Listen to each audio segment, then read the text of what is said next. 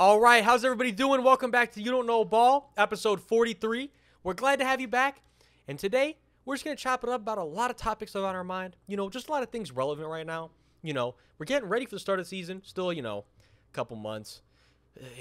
Not a couple, but, in between a couple months. And it's, we're getting itchy. I'm getting tired of waiting for football, bro. I'm very excited. I am literally counting down the days until Bears training camp on the 27th of July. So that's when I got tickets. I was trying to get more, but they sold out very quick. No, that'll be awesome, bro.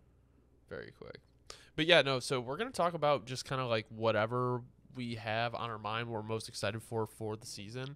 Right now, something I was thinking about a lot today, especially with the running back situation, is kind of the Raiders' upcoming season. A lot of variables. There's rumblings about Davante Adams not being happy. We don't know how Jimmy G is going to play. Josh Jacobs did not sign the franchise tag. This is Josh McDaniels' second head coaching stint, so there's a lot on his plate.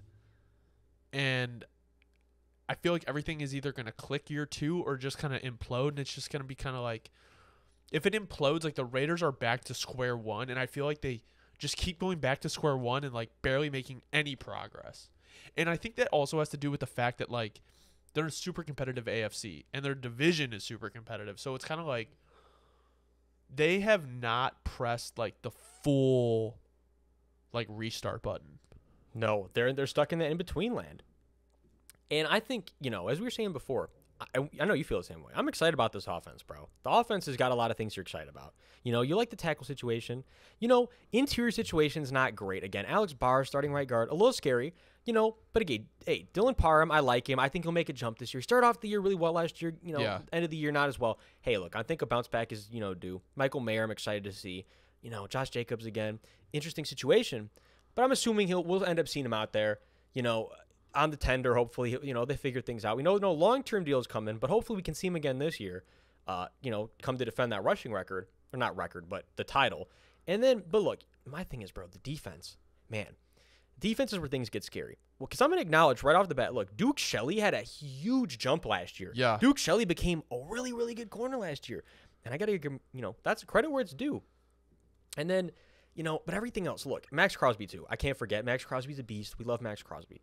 But then, things get really scary. The linebacker situation, you're looking at guys that are at the bottom end of the position group. Their defense is just... The safety situation. I was really hyped for Trayvon Moehrig coming out. Has not really panned out since coming out. And then Marcus Epps, streaky. I would say I'm just going to give him the streaky title. He makes plays, but then some plays he's nowhere to be found. That's not what you want to see from your safety. Especially like we said, in this competitive AFC, it's just, I think, this is what I was thinking, bro. And you tell me if I'm crazy. But I'm going to make a comparison with another sport. I'm an analogy guy. I'm going to give you an analogy of what the Raiders feel like to me right now.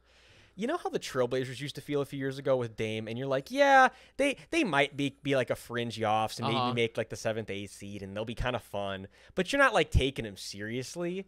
That's exactly how I think the Raiders feel. But in my opinion, they don't have that Dame. Like, no, Dame is Josh Jacobs at this point, and that's my thing is you don't want your Dame to be a running back. Yeah. So that's exactly why that I'm going to compare him to him. It's just, and this is just how I feel. But you know what I mean? It's just at the end of the day, you're just not taking them that seriously. Like they're kind of fun, but they're missing that X factor. Yeah, I don't know. I'm just not like between the Chargers, the Chiefs, and the Broncos, like the highest they finished to me is 3. So it's kind of realistically, like, what are you like? Why? It's just weird because it's like,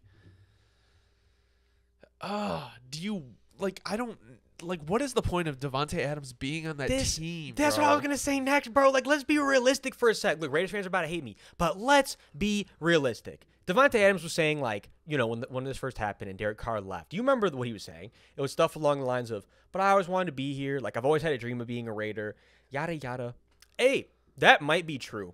But he could sit here and cap all he wants. It's the right thing to do. He doesn't want the fans to feel bad. It's not their fault the situation is the way it is now. But the reality situation is, bro, he went there because of Derek Carr. Yeah. And now Derek Carr's not there. You're telling me he wasn't scratching his head when that happened? Like, yeah, this was probably a mistake. You know, if you could hear him and his family talking internally, there's probably them, you know, like, man, this maybe wasn't the best decision. Yeah, this isn't going the way I wanted it to go.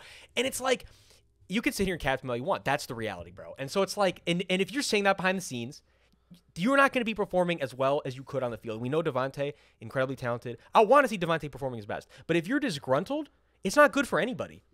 Yeah, I don't know, bro. Like, I just don't, like, because my thing is, like, because the Raiders just paid him all that money, too.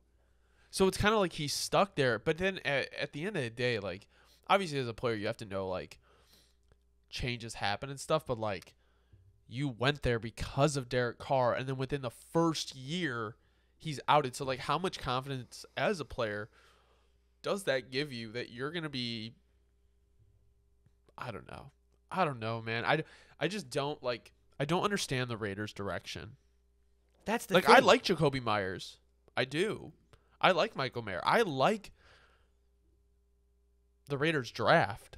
But, like, in going forward, like, I mean, the Chiefs, Chargers, and Broncos are going to be competitive for the next 3-4 years. And I don't see the Raiders doing anything. Dude, the Raiders, this is what it's going to start. I do believe. Look, next year, the Raiders are going to have to go ham. I'm already talking about next year for Raiders. Forget it. I'm already talking because they're going to have to go ham and have one of those drafts where they just go, like, all defense first 5 rounds. And you're like, all right, they're reloading. They have to stack the defense. I mean, Mahomes is going to dot that defense up. Are you kidding me? Like, and that's the thing is they could be better than everyone else in anywhere in the AFC. You're gonna have to face Mahomes at some point. You're gonna have to face. You get what I'm saying? And it's like if you're facing them with that defense, I'm sorry. And any of the even if it's not Mahomes, any of the other up bunch of guys, they're gonna dot that defense. It is what it is. Yeah, I mean, what's your long-term answer at quarterback too?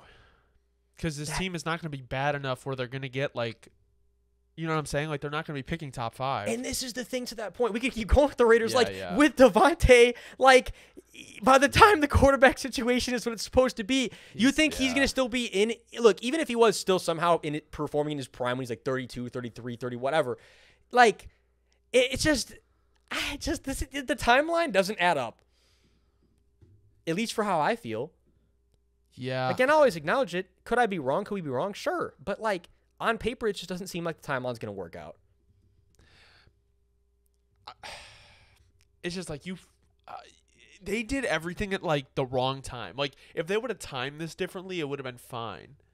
But it's just like, if you knew Carr wasn't going to be your guy, like, what did McDaniels tell them coming in? That's why, like, dude, this all goes back. Like, Derek Carr was vibing so well with Rich Bisaccia.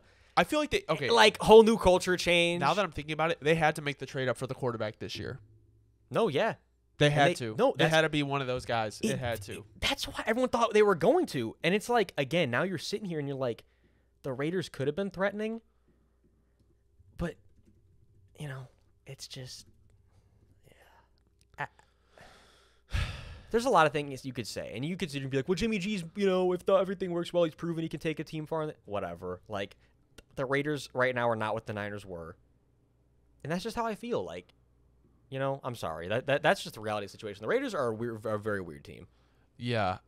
I don't know really how much time we can spend on the Raiders because they do have so many question marks. So let's move on to Sam Howell and the Commanders.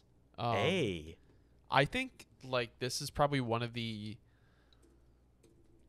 in my opinion, like, I'm very excited to see them just because, like, I've always really, like, Commanders have been my, like, second team really since RG3. And, Eric Bieniemy is, like, truly going to be able to show, like, what he can do without Mahomes. And the other thing, too, is, like, I like Sam Howell. And their receiving core is good. Their offensive line is decent. They have I don't love, like, particularly any one of the running backs, but their room isn't bad. You know what I'm saying? Like, it's like a nice unit. By. Yeah, so, like, I could totally see this team being, like, having, like, a pretty good year offensively. They're like, they are by far one of the teams in line to be the biggest surprise. They could be a surprise. They could be a very big surprise. I just think, like, because who's Jacoby Brissett the backup, I think? It's just like I do believe. this team has to like if this team like does somewhat well, I feel like if you put the right quarterback in, like okay, let's say they have a great year, but Sam Howell is obviously not the guy. Do you trade up to try to get a quarterback, or do you go to the veteran route? Because all these guys on the D line, Payne, I think Sweat, and then I don't know, I can't remember, but all I know is like most of their defensive guys have already gotten paid. No, yes. So it's like, and McLaurin's paid. Dotson, depending on how he does well, like is gonna be coming up in a like. I think he would be looking at that extension in like right, 2 basically years. what I'm saying is like with a veteran quarterback, it's like you're gonna be strapped for cash, Right. and it's like I don't know like if that's the move, No, that's why but it kind of feels like you have to do that with this team. the Commanders are in such an odd position. And again, this is I'll give you another thing that I like kind of rubs me the wrong way about the team right now. Is let's say Sam Howell is the guy, right? Again, like that whole situation. Well, the tackles, solid tackle situation, but they're both getting older. And it's like you have an aging tackle situation. I guess you could maybe, kick Sam Cosmi back out. I don't really know what the plan would be with that. I think, again, and they're also just a really elite tight end away from, they really could have been, if Sam Howell is a good quarterback and he performs well, there still will be a good offense. I think they're just one tight end away from being like a great offense. If Sam Howell could step in. Who do you like? Do you think they should have went and got a tight end in the draft? Honestly, I'll admit I'm a little surprised they didn't. But hey, they addressed other needs. And at the end of the day, I do think, when you look at the Commanders, they're one of the more well-built teams. Like we've been saying, they are. Like they have a well-built roster. They don't really not acknowledge a lot of positions. They try to acknowledge every position. Obviously, Jamin Davis hasn't panned out the way you would have liked exactly. He's not a terrible player. He's a very solid player in the interior, linebacker. So they address every position through the draft. They, and they build the team. And that's why I got to give them credit. And I also say Cam Curl's like top 5, top 3, almost most underrated players in the whole league. Yeah. Shouts to Cam Curl. Yeah, I mean, this team is, Commanders, we got some love for the Commanders. Yeah.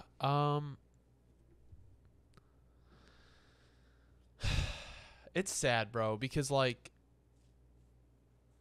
especially with the new ownership coming in, it's just like I would really like the Commanders to be good, and you truly don't know how well like that rest of the division is going to be good for. Like Dallas is definitely going to be good. Philadelphia is definitely going to be good. But it's like how good I don't believe in the Giants long term, especially if Saquon's not back, which we'll talk about the running back stuff later, but it's like I think that actually decreases Daniel Jones' value. And like Oh, it definitely does. I don't know, like it's like another situation like with kind of the Raiders is like they're just not good enough to compete in their division, but the NFC is a lot weaker. But it's just like with Sam Howell, I just don't know. I don't know. No, yeah. This season hinges on him, for sure. 100%. Yeah, do you want to move into Tua? Let's get it. Bro, so here's the thing with Tua, like, second year in Mike McDaniel's offense. And does Tyreek Hill, like, change 1 year from 1 year? Like, he was really, really, really good last year. So it's kind of like I don't know if like 1 year is gonna like really determine. Like I don't see like a massive downturn from him this year. No, for sure. He talks about getting a 2,000-yard season. I would love to see that. That would be gas. I did see that too. With that being said, I don't. Tua, in my opinion, like I think a lot of people hate on Tua much more than needs to be hated on. Like I think like he was injured a lot last year. First year as a head coach, Mike McDaniel. And my thing is like when Tua was playing, like he was playing good. Like he was running the offense. Like Tua, in my opinion, better than Brock Purdy. Better than I would say probably anybody that's played in that Shanahan offense on the 49ers. Like you had Alex Smith, okay. Well, Alex Smith I don't think was there. No, he was with Andy Reid by the time Shanahan got there, I believe. But it's like I mean, would you take Brock Purdy over Tua? Would If you I- take Jimmy G If you over Tua? guaranteed me that Tua was going to be healthy for the rest of his career, I would take Tua. Okay. That's the only thing that worried. Yeah, I agree. Would you rather take Deebo Samuel or Tyreek Hill? You know the answer to that. Brandon Ayuk or Jalen Waddle? You know the answer to that one. And I love Brandon Ayuk too. There's respect to Brandon Ayuk, but I got to take Jalen Waddle's ceiling. And let's say Dalvin Cook goes there. See, at that point, that running back room is actually just disgusting. So that's what I'm saying. Like, Tua is set up, if he remains healthy, to have an MVP-like year. Like, tell me why he can't. If you could imagine Tua winning the MVP, haters would be so fucking sick. I'm glad. He is.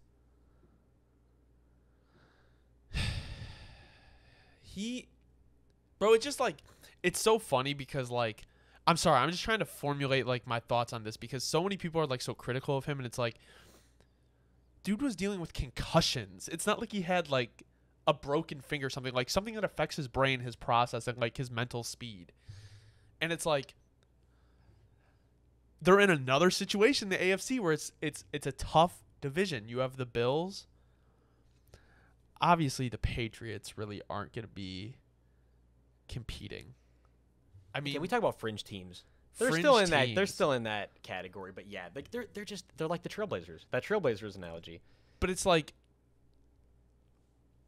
the Jets are kind of like that 2-3 because I think it's really the Bills or the Dolphins division. No, for sure. It's the Dolphins division if Tua stays healthy. Yeah. This is another contingency situation. And I think this will help just because of like it's obviously like a lot of these awards are optics. They have Vic Fangio. If that defense steps up and gets them like 2-3 more wins, people are gonna be like, Tua took the blah blah blah. Like coming off of these concussions, like they're gonna have a better record.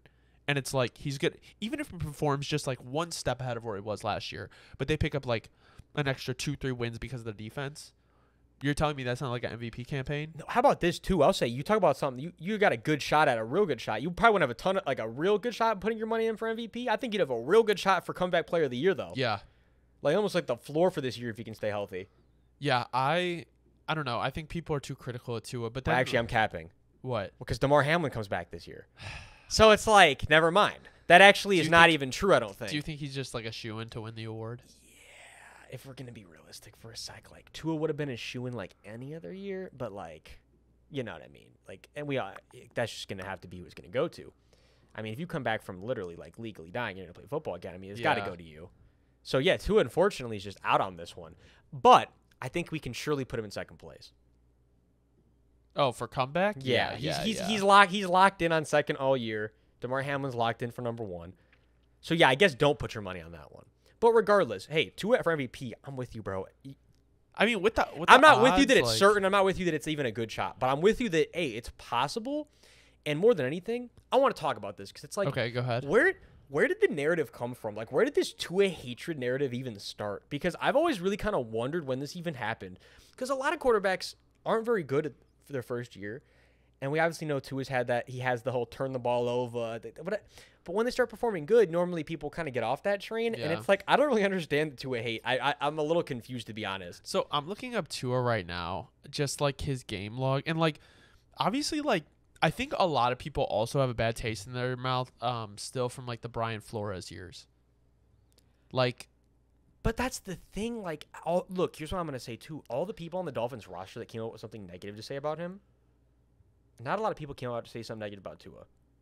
Tua seems like a great teammate. Like, that's what, if nobody said anything negative about Brian Flores, it was one of those situations where people were riding for him, yada, yada. I would have been like, okay, that would have felt the same way. That's why I never hopped on that same train about that. Yeah. Because it seemed like the narrative about from a lot of people in the roster and the organization was kind of like, I'm happy he's not here anymore. Yeah. And like, that's the thing is like, I don't know how long it's going to be before he gets another head coaching job. Like, Mike McDaniel is way more set up to like nurture a quarterback like Tua. No, and you just feel it when you see the connection and stuff. It just it works. That connection just works. All right. Not anything wrong with Brian Flores. It just didn't work. No, I think he's a great DC. I don't know about like nurturing a young quarterback though. Just like the Patriot way. We see how it's going with Mac Jones right now. But Justin Fields' development and the Bears possibly winning the NFC North. Now, let me get this out of the way. I don't think they're going to win the NFC North. I think it's going to be the Lions. But I think a lot of people are sleeping on the Bears. I think they're one of the most improved teams after this offseason. Obviously, Justin, obviously everything hinges on the passing game. But it's I don't it's the classic oh, they were horrible last year, so they might be better, but they won't make that big of a jump. But it's why? Most teams that are bad, here's what I'll say. The way of rebuilding has really changed. From I think an optic standpoint is I feel like owners and GMs were scared to completely tear down their team because they don't want to look like the worst team in the league. They don't want to be the worst guys, right? I feel like recently you've seen teams way more willing to just get rid of everybody so they can start the rebuild right now. And I think that's what the Bears did, and I think they got better. I think the Bears are where the Lions were last year. I feel like we're 1 year behind. So I think Justin Fields could win he's a dark horse for the MVP. Really think about it. Without Justin, did they win even 3 games last year? I don't think so. Definitely not. Dude, I got a lot of good things to say. But I've been rocking with you guys here this offseason. I got a lot of things to say about the Bears. I'm gonna keep it up. The more you look at it, the more you realize, all right, look, D-line situation again. Maybe the weakest part of the team, and that's fine though, because you have good pieces on the D-line, right? It's okay, DeMarcus Walker, solid piece. Andrew Billings, a solid piece. Again, you got Justin Jones, not very exciting. Travis Gibson, it is what it is. But other than that, I'll say Kyler Gordon. We knew he didn't play a good corner last year. I think he can make a huge jump. We know corners sometimes go from playing garbage that rookie year to where you're wow. I think that's what we were drafting. Longer to develop too. No, exactly. So it's Kyler Gordon steps up, and Jalen Johnson. That could be a really nice cornerback duo. We love the safety duo. I love Jaquan Brisker. I think he's in line for a huge jump this year. And then you already know how I feel about the O-line, the receiving core. Justin Fields. Last thing I really say, because I've said a lot about the Bears offseason. I'll let you go back and say more. But my thing is, bro, Justin Fields has probably, I'm thinking about this, who has the most pressure on them this year? It actually might be Justin. Because I've thought, where I keep saying, he has the most pressure, I've been thinking, right, Justin's the guy who the Bears just skipped on the first pick. They're yeah, you're the guy. Yeah. I'm not going to take Bryce Young. You're the guy. So that is already on your shoulders. They drafted you tackle. They could have literally went the route of starting a whole new contract. So you already have that weight on your shoulders, knowing you have to be the guy. Because then they're screwed if you're not. And they give you this whole really good O-line unit. They gave you this really solid receiving core. They gave you a really nice running back room. The defense stepping up. Whereas now, there's no more excuses, really. Justin has to perform. And if Justin doesn't perform, I want to acknowledge that Justin's kind of in that same, I don't want to say that Tua category, but he has a lot of haters. He has a ton of haters. And it's that's just going to be so much worse if he doesn't have an explosive year because he's got to shut those haters up. It's got to be that shut that how Tua was doing before he got injured. Yeah. It's got to be that same vibe. It does have to be. I'm not here just to blindly defend Justin. My thing is at the end of the day he has to step it up in the passing game. But I will say this is weapons are improved. This has been the talk of the whole offseason. Everyone calls him a running back. Bro, he was a passer at Ohio State. So to say that is ignorant because he was doing what he had to do last year. But you can tell when people actually are watching the games and stuff like that. It's just to say that he can't pass the ball is stupid. Regardless if he does it well or not is a different story, but he definitely has the capability. He's probably got one I would say comfortably he's got one of the better deep balls in the league. For sure. No, that's the thing is we just got to see it get more consistent. But if see the play calling get more consistent. Yeah, I honestly think at the end of the year, Luke Getsy was kind of told to just phone it in. We're so close to a top pick. Of course, and they would never tell that stuff's never gonna be talked about publicly. No, but if we're being realistic, I don't know. NFC North Bears, could they possibly become second in the division? I don't think the Packers are. I don't think the Packers are going to be horrible, but I definitely don't see them hopefully, I don't see them finishing above the Bears. You have a guy who's taken 80 snaps in the NFL.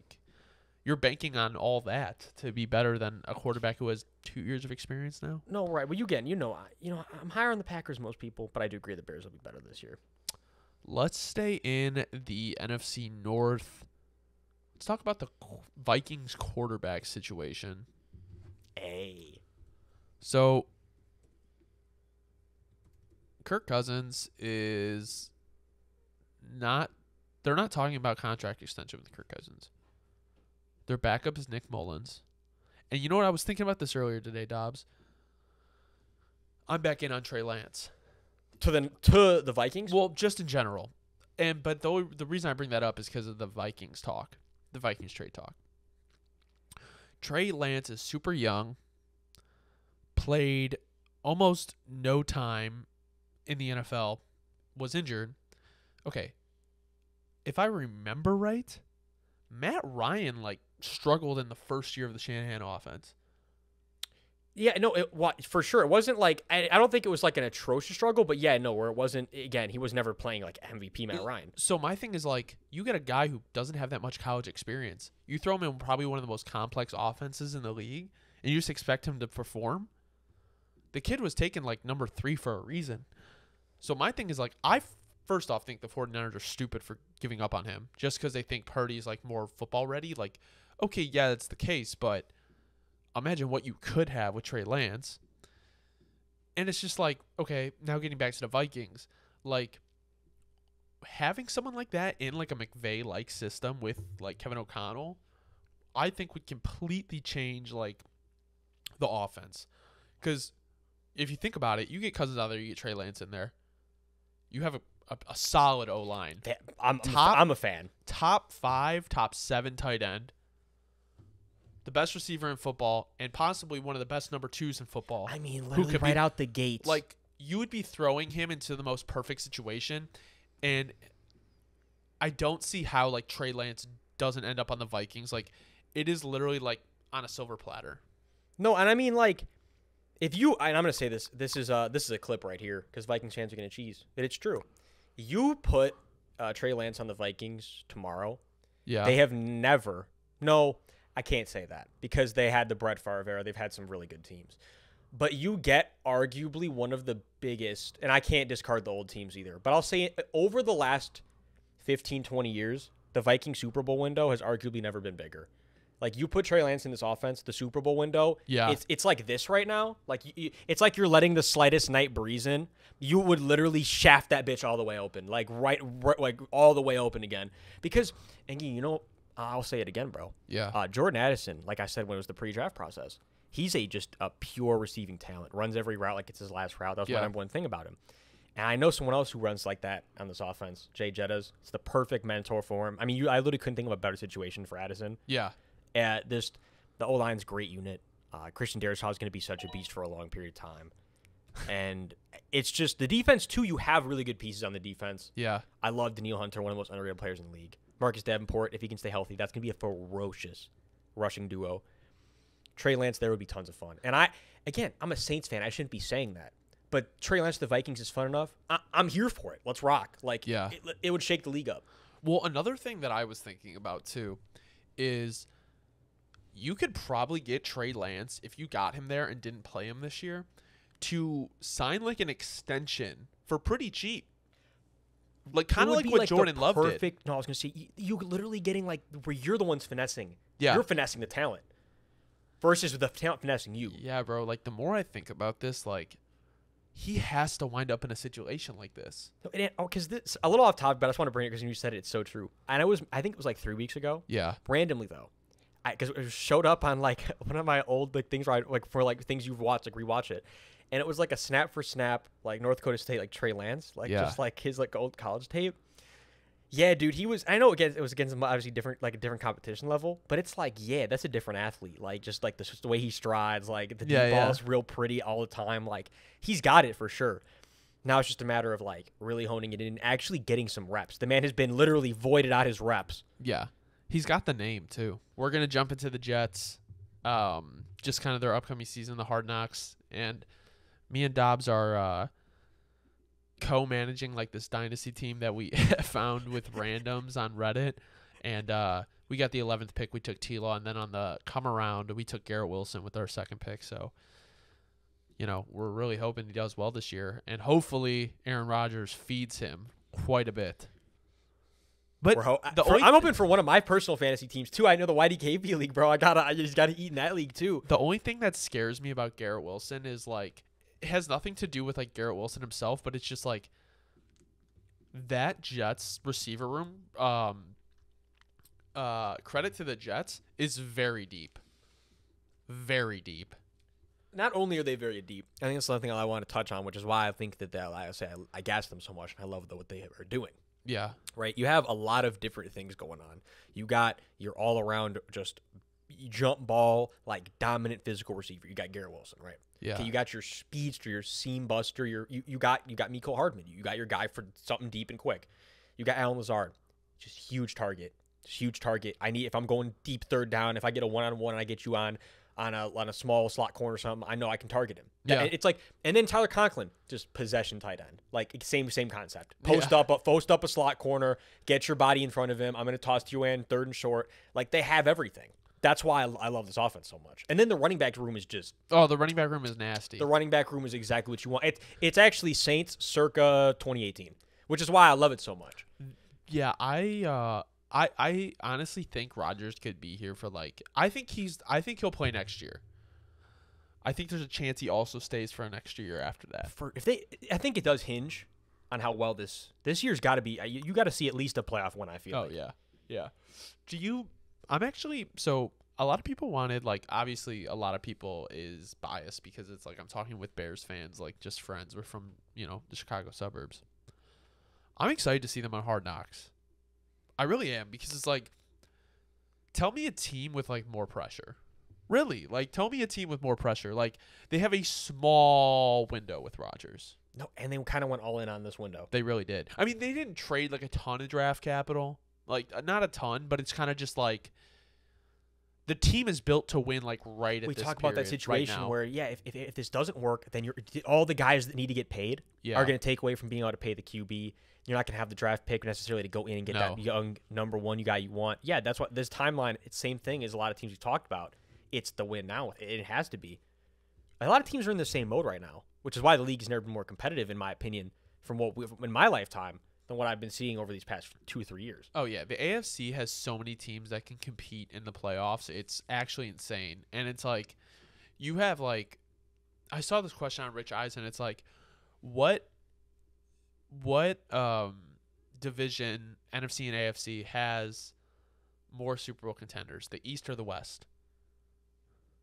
So the AFC East and the NFC East, or the NFC West and the AFC West? See, it's tough, but I feel I don't know. I feel I lean West. Yeah, but I think I lean West just because the Chiefs are a for sure. That's literally what tips it, bro. Is you're because it's I have to lean. But the East, you have 3 teams: the Jets, the Dolphins, and the Bills. And then in the NFC, you have the Cowboys and the Eagles. That's 5. It is crazy. But the Eagles are just as likely to strike as we've been saying. I mean, the Eagles are a few bad snaps being the team that was hoisting it. We're talking about the Eagles being the Super Bowl champ. So, also, yeah, I mean, here's another thing that people don't talk about really with the Eagles, and then we'll get back to the Jets. But they were really close to trading for Russell Wilson to step in front of Hurts. So it's yes, Hurts had a great year. Don't get me wrong, I'm not trying to take that away from him. But it's how much are you counting on him repeating that? Well, again, and like we say, once you get paid, it's much harder. We don't think we're going to see the immediate impact as much as this year. But over the next few years, we're going to see it where, again, Jalen Hurts, we know, is a really talented guy. Very talented. If he's the guy, one of the guys in the league, they're going to still keep winning even when the people aren't getting paid as much around him. But we're not going to be able to see that for the next few years. So that's why, we say right now, the Eagles are still right in line to go strike for that Super Bowl. Yeah. Because right now, things are still pretty perfect. They have to, especially with A.J. Brown and Devonta Smith. But back to the Jets, I don't know.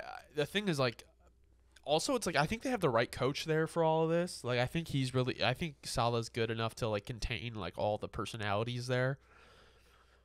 I don't know, man. It's just the Jets kind of feel like the Lions. It's they just haven't done it. But see, they do. Okay, I would actually equate the Jets more to the Bears, because the Jets have been more recently competitive And like the Bears have that feeling, but it's just I kind would of agree like with that. it's just like they both haven't been able to get the quarterback position right, like all that bullshit. They've had like really good defenses sometimes, but it's just like I'm not opposed to seeing the Jets do well this year. I think Hard Knocks, they're an interesting choice because like especially with all the media stuff around Rodgers, like you get to kind of see him like behind the scenes, like gelling with a new team for the first time in 20 years, you know? Maybe not 20 exactly, but you know what I'm saying? Like a long time. No, for sure. That's why I'm excited. I'm kind of indifferent on Hard Knocks, where I don't necessarily love it as much as I feel like a lot of football fans do. Okay. Like, and that, let me preface, 'cause that sounds bad. It's just more the last couple teams I think they've selected where I just haven't been vibing with it as much. Okay. But I think this will kind of reel me back in. I'm excited for this one. I really liked the Lions one last year, but that's just because it's a divisional rival. But yeah, no, the Jets, I think can have a better year than the Bills. Personally, I think the Dolphins will win the East, but I think it's going to be, it's like a dice roll. I look at it more like just like a dice roll. I can see any like the healthiest team in the East wins. Yeah, minus the Patriots. If I'll say somehow, could you imagine we turn back around, bro? In like 5 months, we're gonna have to talk about the Patriots like sitting at like 12-5. Mahomes. Body. That would be fucked. Yeah. I would say that has about a 7% chance of happening. Again. I'm gonna bank on that not being the case. I wonder what happened with their cornerback. Didn't he get like arrested for having like a firearm at the airport or something like that? Yeah, and he's a good player too. Jack Jones. Dude, Jack Jones is a real solid player. Actually, he's more than solid. He's a good player. They said Ja Jones. Stop. That's what he's going to change his name to next year? Yeah, I don't know. I haven't heard anything. They buried that story. Low key. They buried it. But, all right, let's move over to, this content's been kind of blowing up on our page. I wanted to, address it. The NFC West 49ers versus Seahawks. Okay, there was a clip that came out where I said top 3 seeds in the NFC: the Seahawks, the Eagles, and the Lions. Obviously, the 49ers are the favorite to win the NFC West. I know that. Dobbs also knows it. The sneezes are coming. I'm allergic to bullshit, so we Bro, first off, it was a take. And we all know every single year, things happen in the NFL that we were not expecting. And the Seahawks aren't even a bad team. They got better everywhere this offseason. So I don't think it's so crazy to say that they actually at least have a chance to win the NFC West. And here's my thing. The 49ers don't have a quarterback. I don't know why they think 1 year of that happening with Brock Purdy means that's what's going to happen the rest of the time there. There's no guarantee. He was the last pick in the draft for a reason. He was. So it's I'm not saying the 49ers won't win the division. They probably will. But there is a chance the Seahawks win the division. Well, no, absolutely. And I want to say, bro, the way we talked about it, it was very, I think...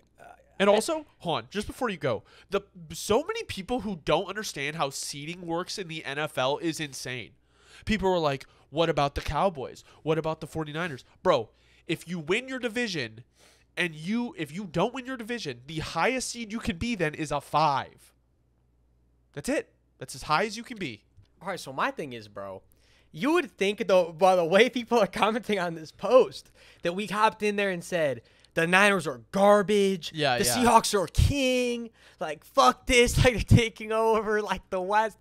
We didn't say anything of the sort. I feel like we were really objective about the situation. Again, honest. The Seahawks got a lot better. They already surprised us last year. That's the point more than anything. They were supposed to be one of the worst teams in the league last year. And also, they're acting like the season's already done. Well, and it's and all the guys that were young that came in and they're already playing really good, they're all premium positions, basically. Corners, tackles. If they all make another big jump, they're the most important positions on the field. So, yeah, that's where it comes from. Let me be clear, we're not making any guarantees. However, what I am guaranteeing at this point is that too many of y'all are disrespecting the Seahawks because this is getting out of hand. People thought they were going to be a 3-4 win team last year. They made the playoffs. I'll admit, I was in this boat. I was slandering the Seahawks train the whole direction of what they were doing. They surprised the shit out of me and a lot of people. And now that's why I got to defend them. man, I guess the Seahawks got a lot of haters at the end of the day, I guess, more than anything. Okay, let me say this too. Andy Reid didn't win a Super Bowl until he got Patrick Mahomes. Probably one of the best play callers of the last 10 years. Shanahan, great play caller. One of the best in the league. Andy Reid couldn't get it done until he had Patrick Mahomes. So please tell me why you think.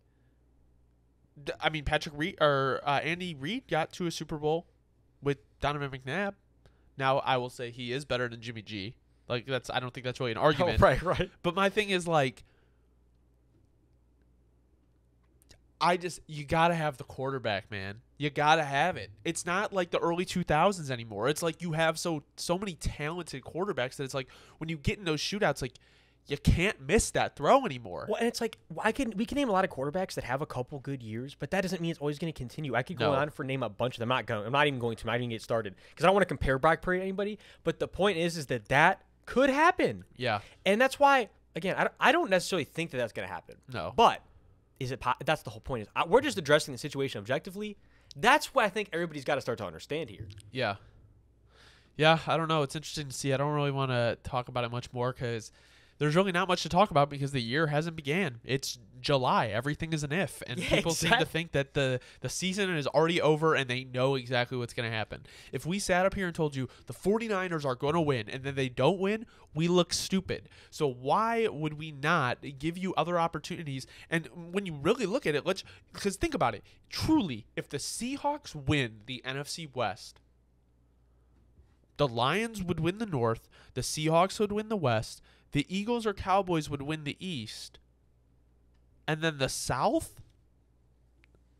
Falcons, NOLA, like maybe the Panthers. Like the whole point of that video was to show how weird the NFC playoffs are going to be. And people they took it way out of context. Where like, how could you not include the 49ers? Bro, they're still in the playoffs. It's just they didn't win their division. Like, that's the whole point of it's the whole point is like the NFC is wide open. And it was just one simulation too, things can go different ways. We didn't address potential ways the Seahawks season could fall apart.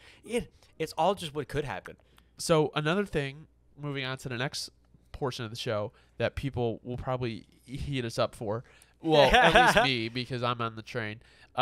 People have closed the book on Russ. I don't understand why. He has been to 2 Super Bowls, won a Super Bowl. He now has one of the best coaches in history behind him. They upgraded the O-line. The receiving core is decent. They have a good run game.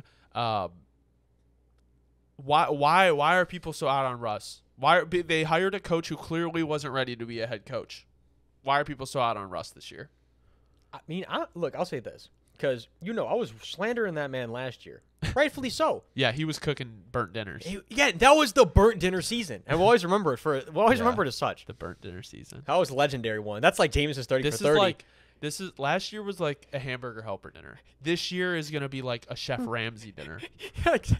Bro, you got, the 2 most iconic seasons of all time. You got the burnt dinner season and you got the 30 for 30 season. Both shithole seasons. So you always remember. Sometimes, you got to go through those rough patches. Yeah. Hey, look. All right, jokes aside, though. I think more than anything, again, people don't really realize. I'm going to keep saying it. Because this is going to age like I don't know what's something that ages really well. Wine is always the easy one. You try to go for the random ones. It's gonna age like wine. Dude, Sean Payton makes any quarterback. It improved. He went 5-0 with Trevor Siemian. Bro, the game plan is going to revolve. It's gonna be a little different if that's what the Saints do. The Saints make things. Yeah. It's gonna evolve off of it.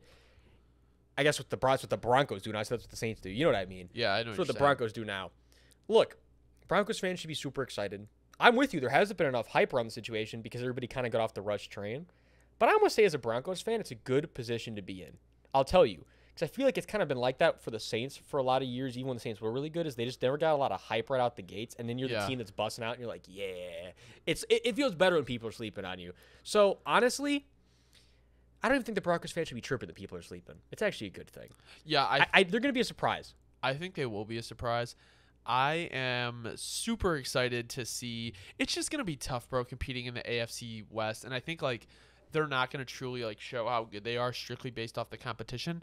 I want your opinion just because, for my own interest. What do you think Sean Payton will do for Javonte Williams if he comes back healthy?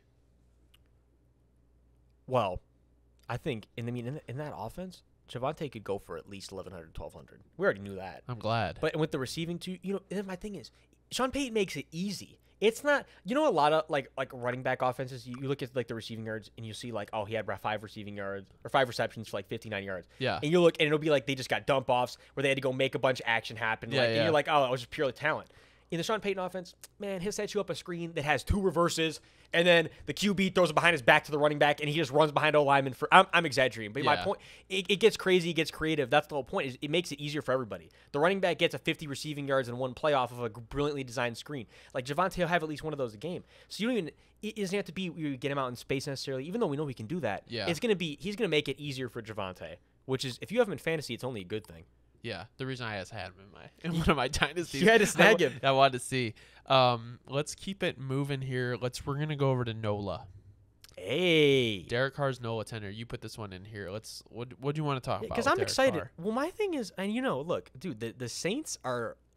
I'm saying about my own team. The Saints are a weird team. They're in that weird, like, they're in that anomaly. Could explode and have a really better year than a lot of people think. Could completely shit the bed and you have to restart a lot of things, and you would look at yourself in the mirror and you're like, what the hell is this direction? They're in that category. There's pretty much no in between. But I think with the offense, look, the interior of our line does scare me a little bit, but I think Eric McCoy will bounce back this year. I'm excited to see Trevor Penning too. I'm excited. Trevor Penning, I'm excited. Straight up. Juwan Johnson on the new contract, I'm excited. Rashid Shaheed, I'm excited. A lot of people I don't think even really know the name yet, but you got to stop sleeping on Rashid Shaheed, man. Like, dude is explosive. Dude made plays where you're like, well, wait a minute. Like, he just burnt an elite corner. And, he was undrafted kind of vibe. Yeah, it's hold on, I'm excited to see this. So, and we already know about Olave. And Michael Thomas may be actually able to stay healthy, man. I'm praying, dude. Because I love him when he's out there. Then Alvin Kamara, we're going to see what the suspension's looking like. But then Kendry Miller, I'm excited. Kendry Miller came in talking shit. Literally the day he got drafted, he's like, fuck that. I don't even want to be a backup. Like, I'm trying to stake the starting job respectfully. Like, hey, I'm here for it, bro. I'm excited. Bring the competitors in. That's my thing is I don't even know what I'm excited to see, but hopeful. That's my thing is I'm excited to hopefully see the not bad outcome of this because we discussed we know the bad outcome can get really disgusting for the Saints.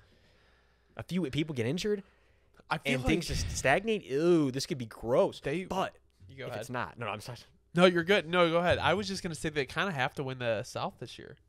Well, if we can't win the South this year, I'll be depressed. If all the years where we couldn't win the South, look. If Desmond Ridder explodes and the Falcons like make a run, then maybe, you can't be. Then I couldn't even be sick. But I'm not leaning towards the assumption like that's gonna happen. I do think they're gonna be an above average team. I think the Falcons are kind of in that like surprise category too. Yeah. But I don't know. We're kind of in the same boat about Desmond Ridder. Not on the train. I like Desmond Ridder. I don't like him. It's just like he's kind of like that to me, like that Tannehill role. Like when Art Smith was in Tennessee. Like I feel like he could be okay, but he's 100% not the guy. And if you have an option to go get a better guy, like that offense is already good enough where it's like you would just take it to another level. So I think he can get them by, but it's like go get like a real guy. I just think like the Saints kind of like don't have a because here's the thing. Let's say the Saints have a mediocre year, they don't win the AFC or the NFC South. Do you run it back next year with the same squad? That's why I'm like, saying, I don't know. That's what I'm saying about the Derek Carr thing that's so fucked. Is because our cap situation is that's already right where it's such gonna a keep shithole. you. Yeah. That it's like No, this bro, had just better keep kicking work. the can down the road. Like this had better work because Mickey Loomis has never put us in a foo-foo situation like the potential that this has to be. Mickey, I'm praying you got the direction you're set. He looked into the crystal ball per usual. He was like, "This is the move." People don't get it yet. Kind of when the Drew Brees situation happened, everyone's like, "What the fuck is going on? What the fuck is this?" Hopefully, Derek Carr, Mickey, Saints fans know, man, the trust is in Mickey. This one does feel a little bit fucked, but I still trust you, Mickey. Yeah, I'm not too high on the Saints this year. I'm not like low on them either. I'm just kind of like I need to see how they like operate this year. I think a big thing too is like I'm not really into the coaches. So, I like Dennis Allen. He's a good dude. Please show me Dennis. Like, show me you're the guy. I don't want to have to find, like, you think what, States fans don't want to have to find another guy. I want you to be the fucking guy, Dennis. No. Step up for us. Be that guy. I want to see you yelling at people this year on the sideline, bro. That's my message to Dennis Allen. If somehow somebody can show Dennis Allen, bro, I want to see you getting on people. No more of that, like, letting players just fuck up. No, bro, get on their head, bro. Sean Payton would be getting on their head. Running back market. Let's talk about this. Fun. Let's we got 2 down here. Let's just combine them. So, the running back market, we saw Tony Pollard, Saquon, Josh Jacobs. They didn't sign long-term extensions, which means, and they didn't sign the franchise tag, so they cannot play. They cannot sign a long-term deal. Right. So explain this, Dobbs, because you were doing more research during the show. So again, I do have the exact same document pulled up. Good stuff. This is a reference from CBS Sports. So they said, essentially, so how it works, this is going to be for Saquon, Josh Jacobs, and Tony Pollard. They all have a $10 million, basically, I'm not even going to round up or down. It's basically $10 million, or $10.1 million. And it's like a tender where every week they miss, every game that they would miss, they would miss out on. Where's the number? There's a number somewhere. Well, look, it was like 500,000 something for each game. Yeah. And then every probably game a little bit over that. Yeah, like 570,000, something like that for each game you'd miss. And point is, the more games you miss, the less money you'd make. So, and that kind of puts me in a position of, so it's just one of those weird things where they're gonna have to all make almost a decision as a group. It's like, are we all gonna just rock out and say no? We're standing for what more? We're gonna just all skip out on the 10 million, sit out the whole year. Because that's definitely a possibility. We've seen how the running backs are kind of rocking with each other right now. They're kind of starting to heat up the discourse on the social medias. They're kind of letting it be known that they're not happy with the situation. And I'm going to let you talk first, because then I'm going to also lay out, you know how I feel about the other side, though, like the GM side. Yeah.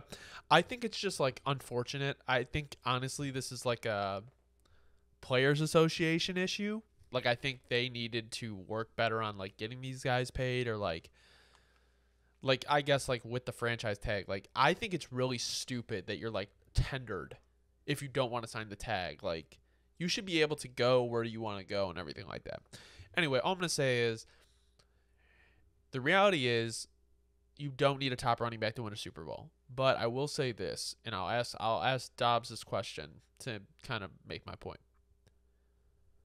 What team out of the 3 running backs, the Cowboys, the Giants, and the Raiders, are the most worse off without one of them playing this year? And also, before you answer, I will say that, like you said, I agree. If they actually want to make a change, they all have to sit out.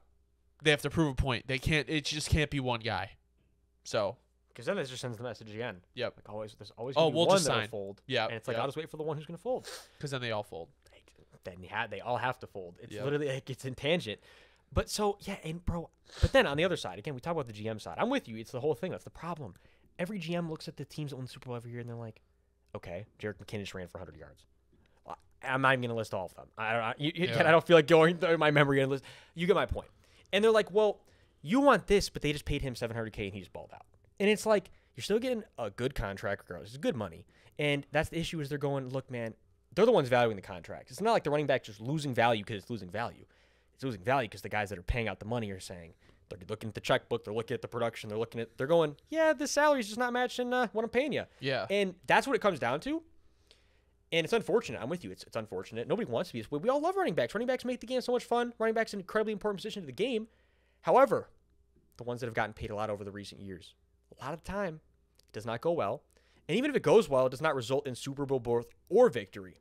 Right. So then you have to ask yourself, okay, is this valuation that I've been making accurate? A lot of them are probably saying no. Yeah. And that's just what it comes down to. Everyone wants to get paid. What's happening is that everybody can't get paid. No. The salary cap is being dominated by other positions now, where they go, the O-lineman woke up. They were like, wait, no, you got to stop paying him $100 million. Where the half is my $100 million for blocking every play? Things started switching. The other markets exploded. Right. Safeties are starting to make more money. Running back, that's kind of, so I'd say like the running back safety kind of thing is kind of where safety used to be, and now it's kind of like leveled out, and it's going like this. There's a lot of things happening. Right. But again, that's what sucks, is that it's not that nobody likes running backs. We all love running backs. The running backs are just losing. They're losing value because the guys that have been paying the contracts are not seeing the return on the money. Right. I agree. So it's fucked. And that's where everyone just needs to kind of come to a middle ground. And like you said, this is a players association issue. Yeah. I don't know whether the salary cap needs to be increased a little bit. I don't know what needs to happen. I just think like it has to do with the fines. Like these guys like can't like actually make a stand without losing money, and like you said, they're tendered. So where are they gonna go? So like answer the question: which team is the worst? Worse off without the running back? Cowboys, Giants, Raiders. Well, I say we're on the same page about this one. It's got to be the Giants. I think so too. I think Daniel Jones is not nearly worth all that money without a good running back behind him. It's going to be another this whole thing that's happening with the running backs. We're almost in line. It's a crash course for it. I'll say it 5-6 years in advance. We're going to be headed down the same crash course with QBs soon, where everyone's going to go, wait. You guys started demanding all the money, and like 3 of you guys are worth this money. Yeah. Now I'm paying Daniel Jones $40 million because you got $50 million. Yep. No, fuck that. And there's going to be a whole reset. Like GMs and people are like, fuck that, dude. Like, you think you're worth that much? I will go draft a dude in the 3rd round that will produce similar to you, and I'm going to just restart. Because there's just no way it's going to work. And that's the thing, bro, at the end of the day. It doesn't work. Daniel Jones being paid that much when your team's trying to compete for the bowl, unless your team's already all built out, which I would say that they're not necessarily. You're lacking a lot of things in the offense. Yeah. I don't know. It's just, that's the whole point, is the crash course has already started for other position groups, and the running backs are the ones getting the brunt of it right now. I think the thing is too, like most running backs, like even if they like get drafted, not because they don't get drafted in the 1st round. We saw Bijan get taken.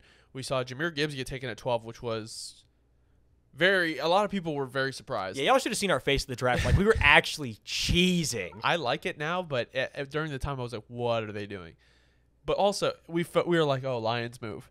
Literally, that was just the Dan Campbell moment. But I will say, like, you get these guys who get drafted on day 3, they perform, they're already making minimal money, and then by the time they get to their 2nd contract, they're at the age where they fall off because they've already been run into the ground. So it's like these guys really don't have a chance. So yeah, it's just unfortunate. The NFL Players Association has to figure something out because it's just like these guys are just like they're in probably the worst situation out of any position group, and it's not even close because no other position group goes through this. No, yeah, like no other position group goes through this. So I don't really know. Yeah, that's a fact. All right, we can move into this year's quarterback class, this year's rookie class. What do you want to talk about? Just touch on this one real quick. We'll glaze over because we talked about a lot of these guys a lot. But I don't know about you, bro. My main thing is I'm just super excited. Like this year's QB class just got it's just got a real good vibe to it. Where I feel like a lot of them are going to have a really good, successful career. Even, that feels weird to say because I'm not on the train. But it's like even a guy like Will Levis got put into the perfect situation. Where you're like, that motherfucker is in the perfect situation. They're going to come for you. Everyone says it's Levis, bro. It's Levis. Pronounce it right. All right, gang. I'll make the switch live on the show. Right. Will Levis. Okay. All right. So Levis, he's in that perfect situation. Okay. He's Levis-tating. Is that going to be his? Is that going to be if he goes crazy? That's going to be his catchphrase. I got one locked in already. Like he came out here just Levis-tating. Like levitating? Yeah. Exactly. I was thinking like he's levistating to the defense, like devastating. See, double entendre for the nickname. See, now we're going crazy. We're gonna keep this one on back burner. I was thinking about Levis today, actually. I'm interested to see, and like honestly, if they plan to throw him in there this year, the D-Hop signing makes a lot more sense. That is the only thing I could even think of when I was processing the whole situation in my head. Because they're probably like, okay, maybe we do have to rebuild. We have to tear this thing down. I mean, they let go of Ben Jones, who very well loved. Side note, real quick clip also. It's true. It's what I was thinking about earlier before you got here. D-Hop signing with the Titans, more than anything to me, is kind of him saying to the league, like, I'm not done trying to go be the league leading receiver. Like, I want to be him. Like, I want you to know I'm alpha. I'm looking for all those targets. Because he knew, it's like, I go to a team like this. I'm alpha. And I'm getting those targets. I'm getting the 3rd down reps. I'm targeted 14 times again. Exactly, bro. So my thing is, I'm cheesing having him in the fantasy you traded me. I think I got a great situation for him where it's like he's going to get at least 8-9 targets a game if he stays healthy. Yeah. But I think I'm leaning towards that he will. Yeah. He's a dog. I'm interested to see how Levis does. I'm interested to see when they make the change. But also I see it as like the Titans are like, okay, we still want to be competitive. Even if Levis doesn't play. What's we say about that Titans defense? Hopefully, they're nasty. Hopefully. All right. I am most excited about, obviously, Anthony Richardson. I really like him. But I want to, I've been getting more and more interested in CJ Stroud because I keep looking at the just situation he's in down in Houston. Nico Collins, John Mechie, Tank Dell, and like they have Dalton Schultz. The running back room is just okay. Their line is decent. Like they got a young coach, D'Amico Ryans. Like I really think CJ Stroud can be like a good quarterback in the league. No, that's Like CJ Stroud. I'm very excited about him. CJ Stroud's one of those guys for me again. Like it's the whole low floor, or like the high floor, Yeah, high floor, not as high ceiling kind of thing. yeah, But like we know he's got that high floor, and that's again that's fine. You can win a Super Bowl with a really high floor QB. yeah. And the Texans know that's why they went with him. Like, give me the safer guy. Maybe not. He's not gonna be running 4 threes on the field like a Rich, but we're gonna take our safe floor. I see. That's the thing is like it would have been nice to see the Colts go get like, unless you're like super high on Pittman and Alec Pierce, like, just not super high on like their receiving core as like a whole. See, I do like Josh Downs. I think I'm gonna be interested to see how he performs this year, though. Like that's kind of again the whole seam buster. You got you're getting somebody who you can throw something deep to, and you give him that guy in day one. That's what I think he'll be most comfortable with. A guy like A. Rich, it's like he won't necessarily maybe be comfortable with a lot of tight windows and stuff, but it's like if he sees Josh Downs just trailing, beating a safety by a few yards, it's like, you know what? I can throw that. Like I'm gonna give that a shot. He can throw it deep. He can throw it deep. That's I think the thought process with that one though. But I do agree there leaves some stuff to be desired. I'm not really worried about as much like what other people worried about like what's it called? Like his accuracy this year. Like he's not going to be like a dominant passer this year. And that's okay. Like you see these teams win early with their rookie quarterbacks when they run the ball, which is fine. Bro, like as long as you evolve from that, like they can be runners their first couple of years. No, again, we saw the evolution with Jalen Hurts. That's the blueprint literally that they are exactly going for. Yep. We see the Shane Steichen blueprint. It's exactly what they're trying to do. Exactly. That's why we're high on the train. All right, last rookie quarterback, unless you want to go over Stetson Bennett. Bryce Young. No, yeah, I would say and also Hendon Hooker, but that's not even anything to address because it's like we won't see him for another year or two. At least I don't think. So it's like we got to kind of forget about Hendon for now. But yeah, and we know he's in the great situation though. No, he is probably one of the best. No, for sure. We love. I mean, I know you feel the same way. I love that situation. And then Bryce, just going to be a dog.